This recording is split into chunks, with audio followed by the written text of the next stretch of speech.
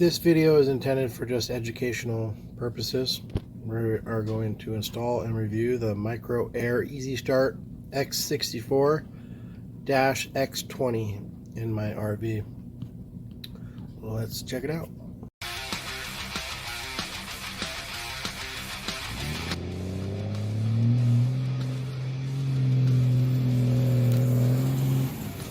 First thing we're going to do is open the unit up.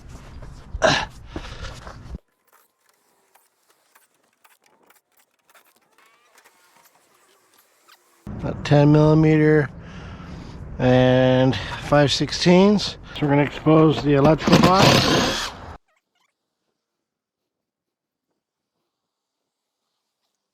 The first thing we're going to do is discharge the capacitor by touching all the metal contacts together with something metal.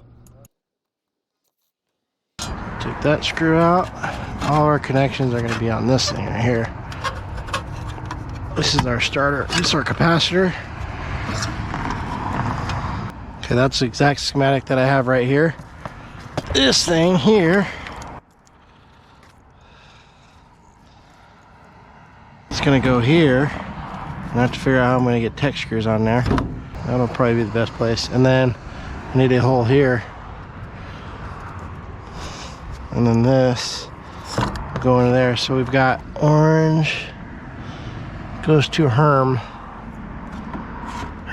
So orange will go on that one, on that red, right? The orange will go on the red. I'm gonna actually remove the starter. So the red and the white going to the starter will be removed. That's out of the equation, right? So the white goes to white, orange goes to the red. Looks like the black splices to the compressor. Okay, so black splices to the blue.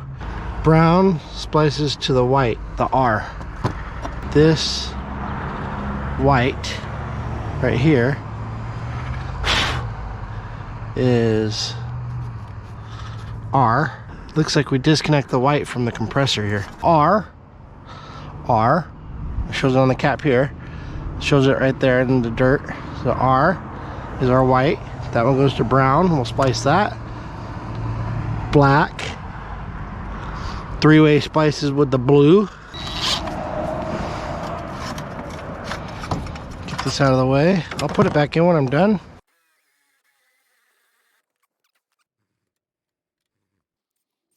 Make sure you're very careful with this next step. You would not want to drill into your condenser.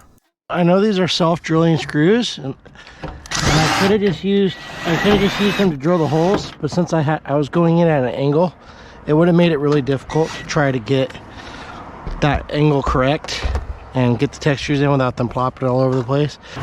Just to verify that I didn't cause any damage in here. Let's flip this up. Cool.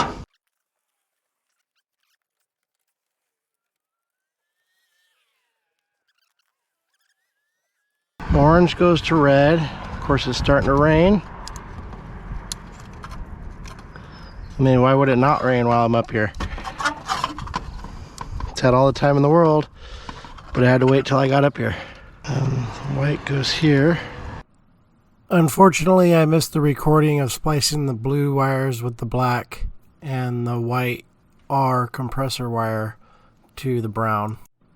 It took a minute for me to figure out how this learning process works. All you do is turn your air conditioner on to cold, and then there's the thermostat, which is the colder setting.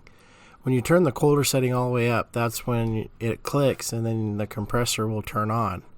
Unfortunately, I couldn't tell that the compressor was turning on without any sort of audio, audible feedback. So I had to go on the roof to see that the compressor was running.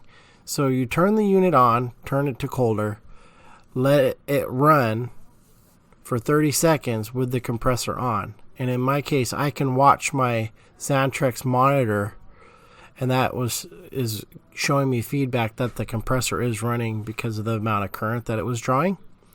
Then you just turn the thermostat down or off. The fan still runs, but the compressor stops running. then turn it right back on. You don't have to wait because the Easy Start will wait 3 minutes before it restarts the compressor.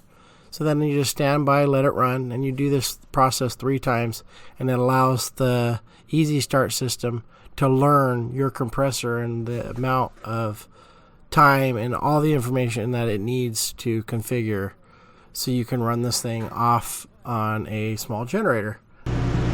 Oh, it's back on. It's pulling 8.6 amps now. If you have any questions about this or you would like an inrush current test, I will do one for you. And if you like, just leave it down in the comments section. I don't have one, I don't believe, from when it was running off the generator before and overloading. But after this repair, it definitely does not overload anymore. Okay, so alright, so generator is plugged in. You can see it's plugged straight in. And the unit is a 2300 watt peak, 1800 rated.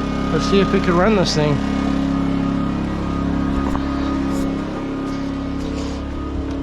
So go in here.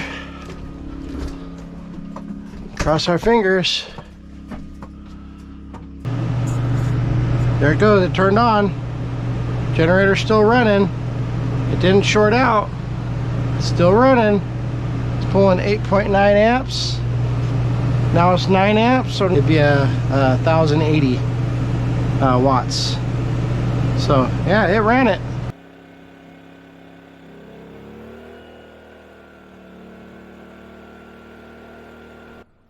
I turned the volume down for obvious reasons. You can hear the generator ramp up when the compressor turns on. It starts pulling a big load. But if you notice that next to the green light, the green running light on the generator, there's a red light, which is overload, and you didn't notice it because it did not overload. So this thing is a success and worth every $353 along with the $30 2-year warranty that Amazon gave me. Don't forget to like, share, and subscribe, and leave any comments that you have down in the comment section. If you're interested in anything you'd like to see here, let me know.